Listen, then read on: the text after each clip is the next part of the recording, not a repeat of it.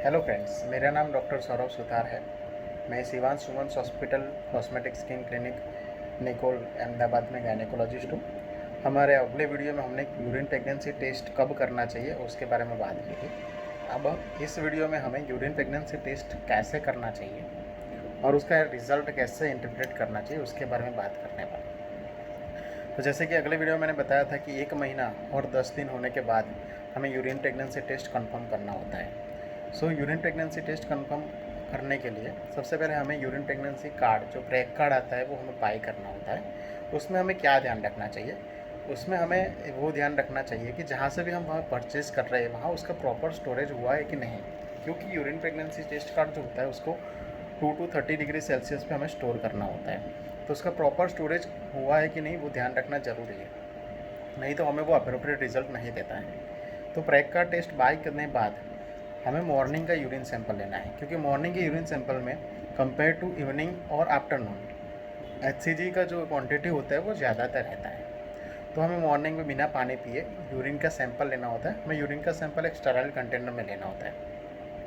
तो उसके बाद हमें ब्रेक का टेस्ट जब हम उसका जो पैक होता है वो ब्रेक करते हैं तो उसमें से एक ड्रॉपर निकलता है। वो ड्रॉपर से हमें यूरिन के 2 to 3 ड्रॉप्स वो ड्रॉपर में लेने हैं।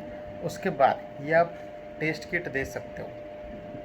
ओके, यहाँ पे सैंपल लिखा हुआ होता है, एस लिखा हुआ होता है, वहाँ को आपको यूरिन के 2 to 3 ड्रॉप्स डालने हैं। ओके, उसके बाद हमें अप टू 2 to 3 मिनट तक वेट करना चाहिए। रिज़ल्ट में ऐसा होता है कि एक लाइन जो होती है यहाँ पे टी होता है दैट इज सजेस्टेड टेस्ट, और यहाँ पे सी लिखा हुआ होता है दैट सजेस्ट कंट्रोल।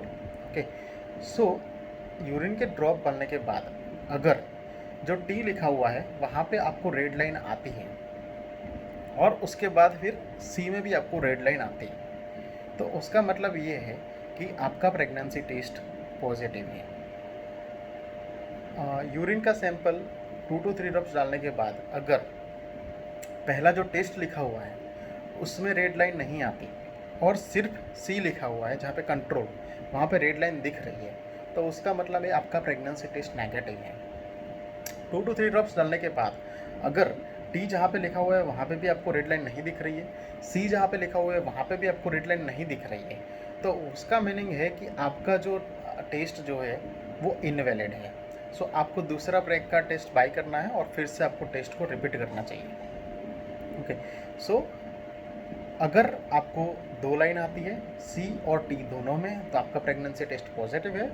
अगर आपको सिर्फ सी में रेड लाइन आती है, टी में रेड लाइन नहीं आती, तो प्रेगनेंसी टेस्ट नेगेटिव है।